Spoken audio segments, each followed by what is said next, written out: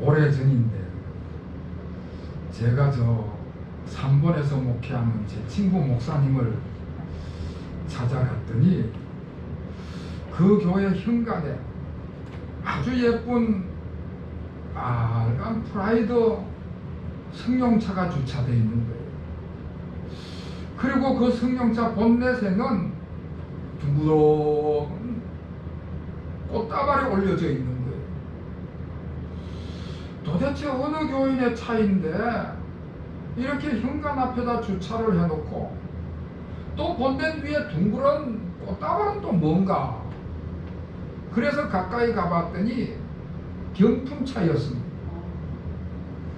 지금 그 교회는 총동원 전도주의를 진행하는 중인데 그 행사에서 1등하는 사람에게 주려고 상품으로, 경품으로 그 승용차를 내걸어 놨던 것입니다. 그 당시에는 교회들마다 1년에 한두 차례 총동원 전도주의를 했습니다.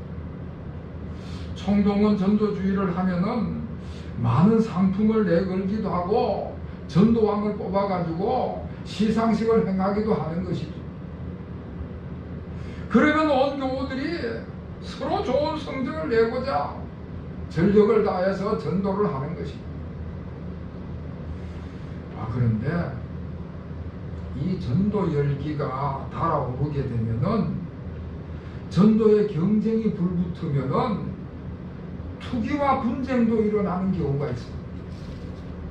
누가 더 잘하나? 어느 교인이 더 열성적인가? 어떤 교우가 전도 작전을 잘 짜서 하나? 교회 현관에다가 큼지막한 현황편을 걸어 놔놓고는 각 교인들의 전도 실적, 각 교구의 전도 현황을 공개를 하는 것이지. 그러면 매일같이 매주일마다 교회를 드나드는 교인들이 그 현황판을 쳐다보게 되는 것입니다. 기도회에 참석하면 몇 점을 주고, 전도 초청 카드를 작성하면 몇 점을 주고, 전도 대상자를 교회로 인도하면 몇 점을 주고, 그렇게 해서 등록을 하면 몇 점을 주고, 모든 것을 다 점수로 환산을 해가지고 그래프를 작성해 놓는 것입니다. 그렇게 해서 1등하는 교부에는요, 교회에서 인정을 받고 칭찬을 듣고 상을 받게 되는 것이고, 꼴등을 하는 교부는 담임 목사님한테 질책을 듣고 교인들의 눈총을 받고 상도 없는 것입니다. 다시 말해서 그 점수에 따라서 신앙을 평가받는 거예요. 그 점수가 교인들의 인격과 능력을 평가하는 것입니다. 그렇게 되니까 그 총동원 전도주일 기간에는 뭐 거룩하고 순수한 신앙과 양심은 다 내려놔야 되는 것입니다.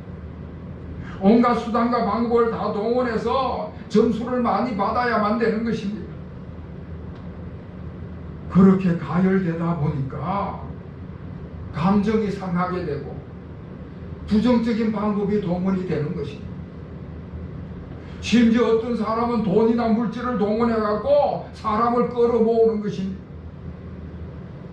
투기와 분쟁이 생기는 것입니다. 그게 과연 기독교적인 방법인가? 그런 생각을 가지게 됩니다.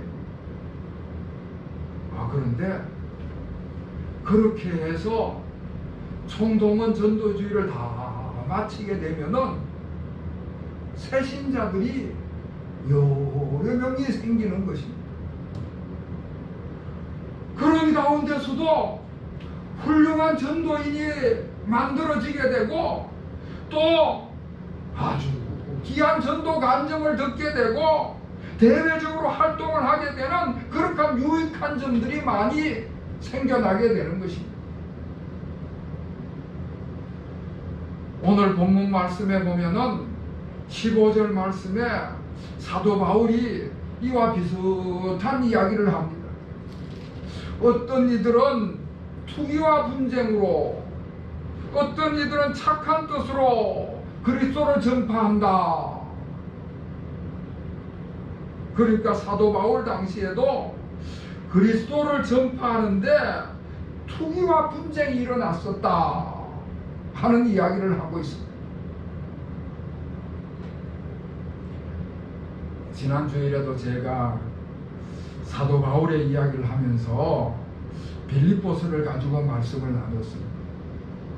오늘도 빌립보서에 나타난 사도 바울의 이야기를 계속 이어가게 될 것입니다.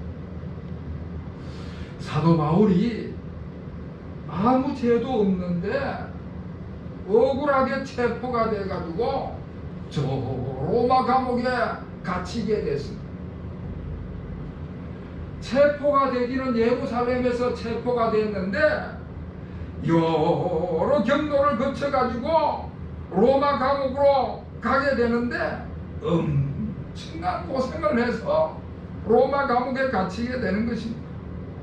여러 해 동안 이 감옥 저 감옥을 전전해서 로마 감옥에 갇히게 되는 것입니다. 그렇게 억울하게 감옥에 갇혀서 엄청나게 고생을 하고 있는데 감옥 바깥에서는 별의별 소식이 다 들려오는 것입니다. 어떤 성도는 바울에 대해서 여러 가지 상상을 해가면서 의심을 하는 거예요. 에이, 바울이 복음을 전했다고 어떻게 저렇게 감옥에 가둘 수가 있나? 어떻게 복음을 전했다고 해서 저렇게 오랫동안 감옥에 가둬놓을 수가 있는가? 감옥에 바울이 뭐 다른 끔찍한 죄를 지었겠지. 바울이 저렇게 무슨 죄를 지었기 때문에 저렇게 오랫동안 감옥에 가둬두겠지. 이런저런 의심을 해가지고 바울은 이제 더 이상 선교 사역을 할 수 없다. 그렇게 단정을 짓는 것입니다. 심지어 바울이 감옥에 갇혔기 때문에 기독교 이미지가 나빠졌다. 그런 소문을 내는 것입니다. 전도문이 막혔다고 그렇게 생각하는 사람들이 생겼습니다.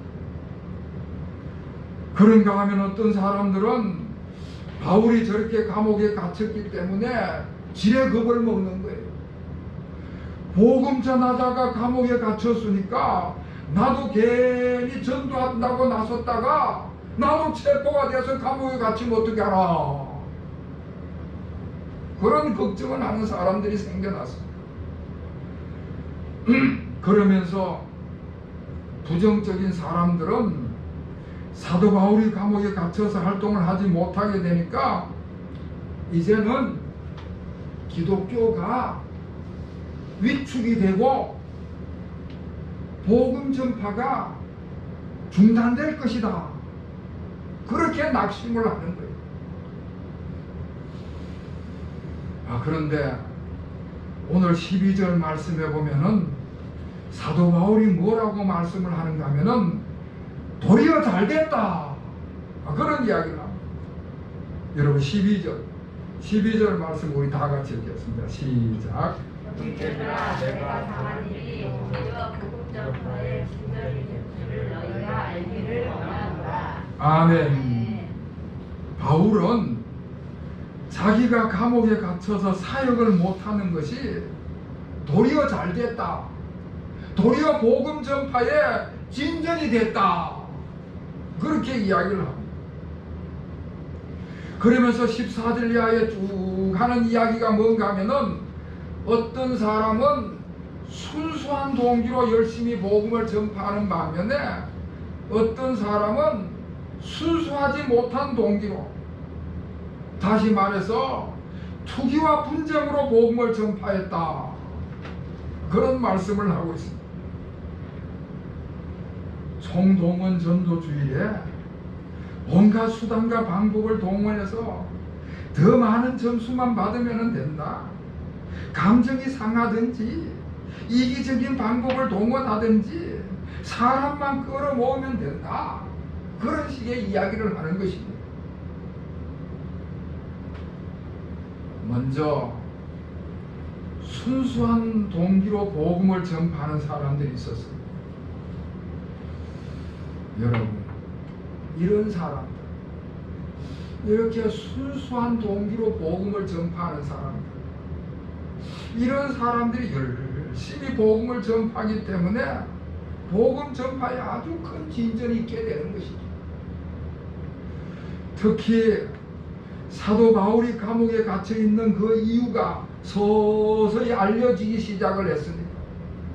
의심하는 사람들도 있었지만은 서서히 그 진실이 드러나기 시작했습니다. 바울이 복음을 전하다가 오해를 받아서 감옥에 갇혔다, 그런 이유가 쭉 알려지기 시작을 했습니다. 그렇게 억울하게 감옥에 갇혀 있는데도 바울이 감옥 안에서 정말 신실하게 생활을 하고 있다. 억울하게 감옥에 갇혔는데도 낙심을 한다든지 절망하지 않고 그 감옥 안에서도 평안을 누리고 기쁨을 누리고 있다. 억울한 감옥살이를 하면서도 바울이 가지고 있는 그 인격과 그 신앙과 그 인내심은 참 품위가 넘친다.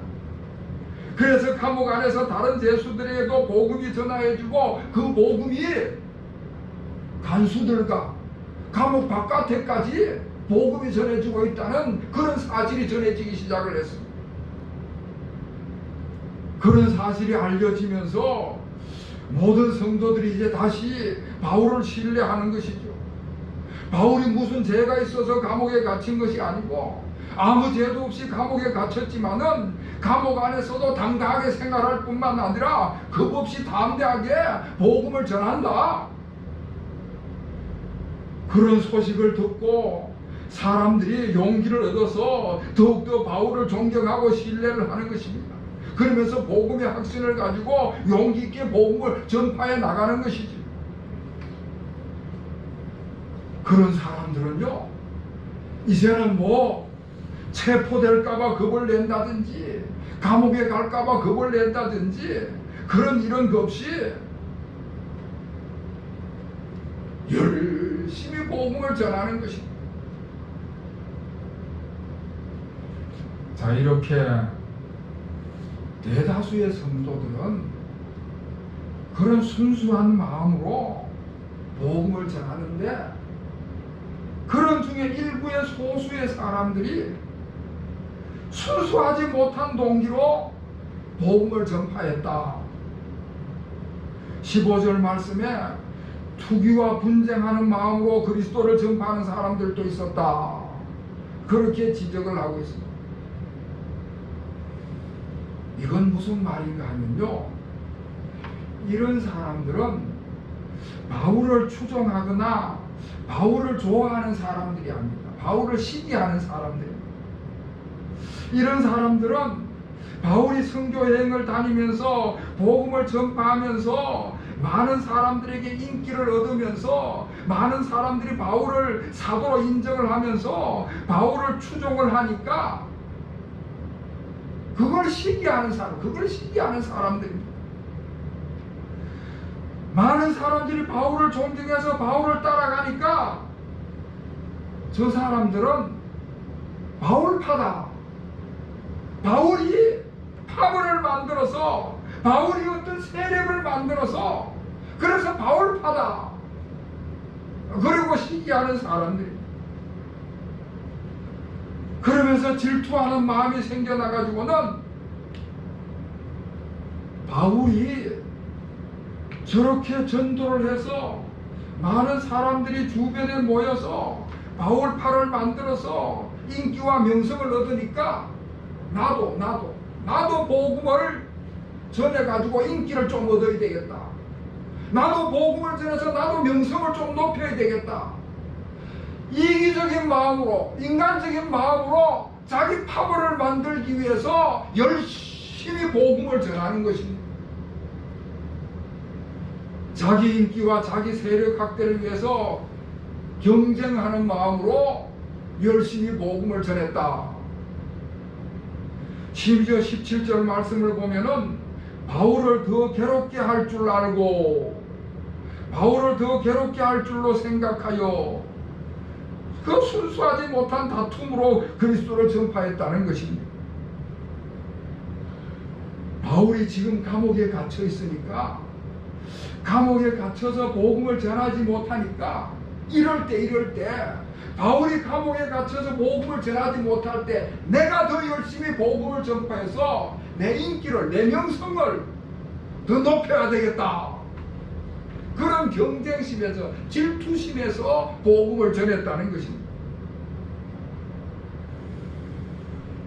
여러분, 바울이 감옥 안에 갇혀서 활동하지 못하는 동안에 교회 바깥에서는 이렇게 순수한 마음으로 복음을 전파하는 사람들도 생겨나고, 또 다른 한편에서는 순수하지 못한 동기로 복음을 전파하는 사람들이 생겨나서 여러 가지로 혼란한 일들이 일어났습니다. 자, 이런 상황 속에서, 이런 상황을 감옥 안에 있는 바울이 듣게 됐습니다. 이런 상황을 감옥에 있는 바울이 듣고는 기뻐하고 또한 기뻐했다. 여러분, 18절 말씀, 우리 18절 말씀을 다 같이 읽겠습니다. 시작. 그러면 무엇이냐, 그 치레로 하나 참어하나 무슨 방도로 하든지 전파되는 것은 그리스도니 이러던 기뻐하고 또한 기뻐하리라. 아멘. 순수한 동기로 복음을 전파하든지 순수하지 못한 동기로 복음을 전파하든지 그리스도만 전파가 된다면 나는 기뻐하고 기뻐하리라. 내가 오해를 받고 나를 시기하고 나를 질투한다 하더라도 20절의 말씀과 같이 그리스도만 존귀하게 된다면 나는 기뻐하고 기뻐하리라. 나는 어떻게 되든지 관계없고 예수 그리스도만 전파가 된다면, 예수 그리스도만 존귀하게 된다면 나는 지금도 기쁘고 앞으로도 기쁠 것이다. 그런 말씀을 하고 있습니다. 사랑하는 성도 여러분, 우리가 복음을 전하는 데 있어서요, 거짓 복음을 전한다든지 이단이나 사이비 종파를 전파한다든지 그런 것이 아니고, 정통 복음을 전파한다면요, 좀 지나쳐도 괜찮다는 이야기입니다.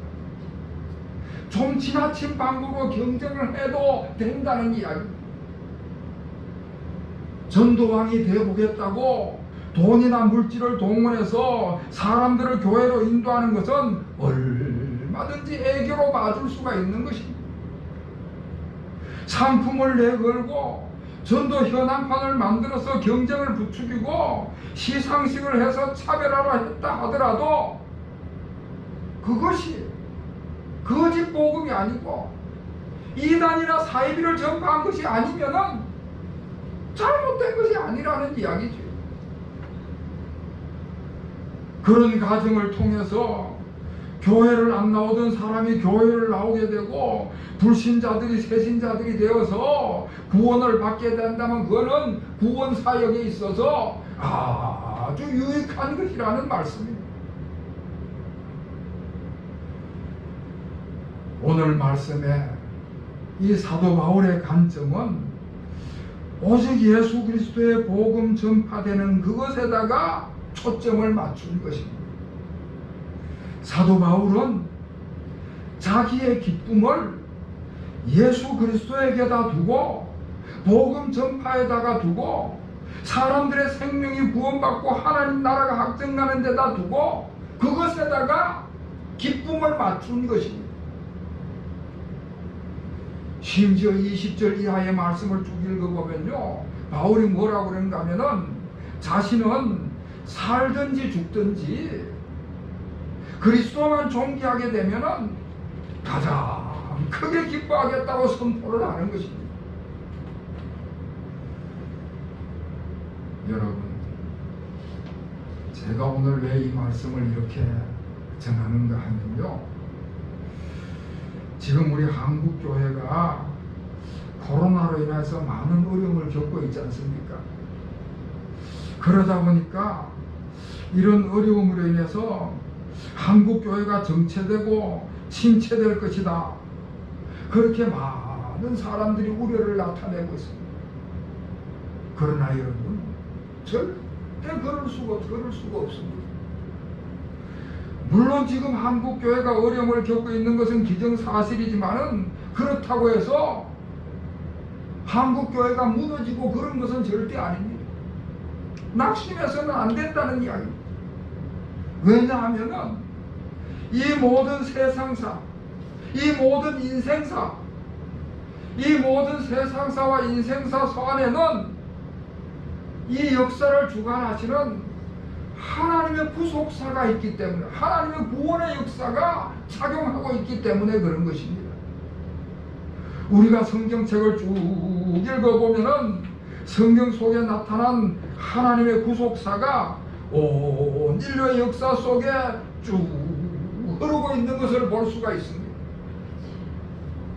다시 말해서 이 세상의 역사는 하나님의 구원의 역사 속에 포함되어 있는 것입니다. 그렇게 흘러가고 있는 것입니다. 오늘 본문의 말씀을 봐서 알다시피 초대교회가 굉장한 위기가 닥쳤지 않습니까? 최전선에서 복음을 전하는 사도 바울이 감옥에 갇혔습니다. 그러다 보니까 여러 가지 의심을 하는 사람들이 바울이 감옥에 갇힌 것 때문에 기독교의 이미지가 나빠졌다느니, 전도의 문이 막혔다느니, 바울이 저렇게 감옥에 갇혔으니까 나도 전도하다가 감옥에 갇히면 어떻게 하나, 온갖 부정적인 이야기를 내뱉고, 그래서 복음의 전파의 사역이 위축이 됐지만은 결과는 전혀 그럴 수가 않았습니다. 하나님의 구원의 역사, 하나님의 구속사는 순수하지 못한 동기로도 얼마든지 복음이 전해지게 되는 것입니다. 투기와 분쟁하는 마음으로 그리스도가 전파되기도 했다는 말씀입니다. 사랑하는 성도 여러분, 그래서 우리가 환경과 여건에만 눈을 둬서는 안 되는 것입니다. 우리의 관점을 돌리시는 여러분이 되시기를 주의 이름으로 축원합니다. 아무리 어려운 환경에 있다 할지라도 이 모든 환경을 이끌어 가시는 분은 하나님이신 줄로 믿습니다. 모든 것을 합력하여 성취하시는 하나님의 구원의 역사가 이 역사 속에 도도히 흐르는 것이죠. 이런 환경 속에서도 나를 통하여 복음이 전파가 되고 나를 통하여 예수 그리스도가 존귀하게 된다면 이보다 더 큰 일은 없는 것입니다. 그래서 늘 우리는 나를 통하여 복음이 전파되고 나를 통하여 그리스도 예수가 존귀하게 되는 그와 같은 삶을 살아가는 여러분이 되시기를 주의 이름으로 축원합니다. 이와 같은 은혜가 우리 모든 교우들 위해 임하시기를 다시 한번 주의 이름으로 축원합니다. 기도하겠습니다. 하나님 아버지, 우리의 관점이 바뀌게 하여 주시옵소서. 나의 이익, 나의 성공, 내 눈앞에 있는 것만 보고 그 가운데서 기쁨을 찾는 것이 아니라 관점을 바꿔서 더 넓고 더 먼 곳을 바라보며 우리 주님의 구원의 역사를 바라보게 하여 주시옵소서. 나로 인하여 예수 그리스도의 복음이 전파되고 나로 인하여 예수 그리스도가 존귀하게 되면 그것을 기뻐하는 저희들이 되게 하시고 우리 주님 주시는 기쁨으로 충만한 삶이 되게 하여 주시옵소서. 예수 그리스도의 이름으로 간절히 기도하옵나이다. 아멘.